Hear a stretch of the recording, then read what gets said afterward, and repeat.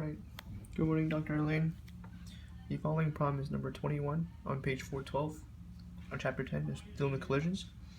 So we're given a scenario of a car and a truck with initial velocities and they collide. And it also states that after the collision, the car and truck slide along stuck together with no rotation. So assuming this information, we're given a couple of questions. Our first task is to determine the velocity of the stuck together cars and just after the collision. What system and principle should we use? Energy principle, car plus truck, momentum principle, the car alone, and the truck alone. So my approach to this was, they were asking us the final velocity, one of the questions leading up to it.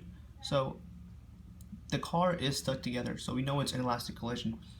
And we know that the momentum principle would be the best approach to this because eventually they're going to ask the final velocity of the system, and we're giving the initial mass, we're giving the mass and the velocity, so that would be the most appropriate.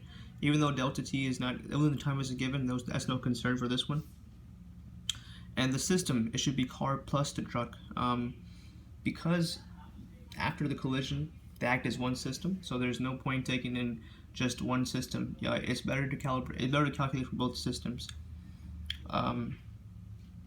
And that's what I did for A. For part B, it was asking what is the velocity of the stuck together cars and truck just after the collision. So before the collision and after the collision, it'll be equal. This is true because momentum is there's no external force acting on the system. Well, there is, but you'll see why they cancel out in a second. So what I did was Pi equals FPF, where the momentum, well, basically the initial equals the final momentum, and you can solve for initial as PM, well, the mass of the car plus the initial car 1 plus the mass of the car plus initial velocity of the truck is equal to mass of the car plus mass of the truck times the final velocity. In this case, you'll notice that the final velocity is it's the same for the truck and the car, and not the initial. Like I mentioned before, after the collision, the system acts as one, so therefore they're going to have the same final velocity.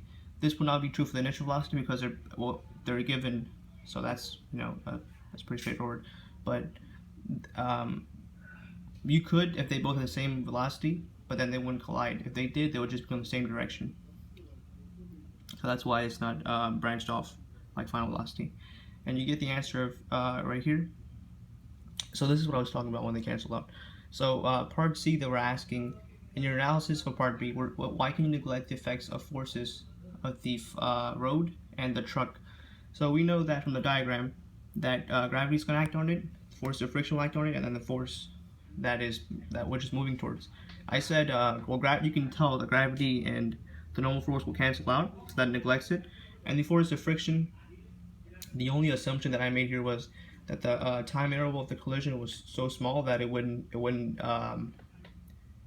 cause the answer to be like, it wouldn't drastically change. So I just assumed that the force of friction was negligible because of the time intervals.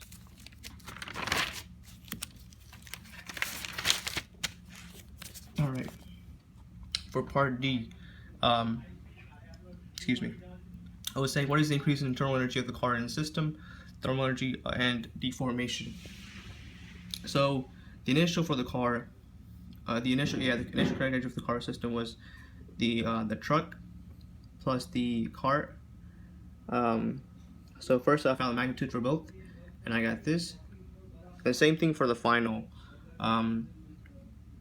Alright, so and to solve for is delta E equals Ki minus Kf. So why is it not Kf minus Ki?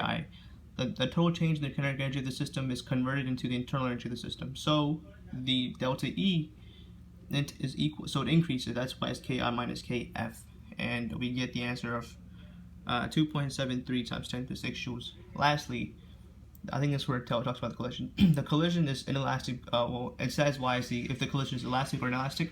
I said it was inelastic because the kinetic, they're stuck together. Also, the final kinetic energy of the system are not the same, which you can tell by right here. So I think that was it. So thank you.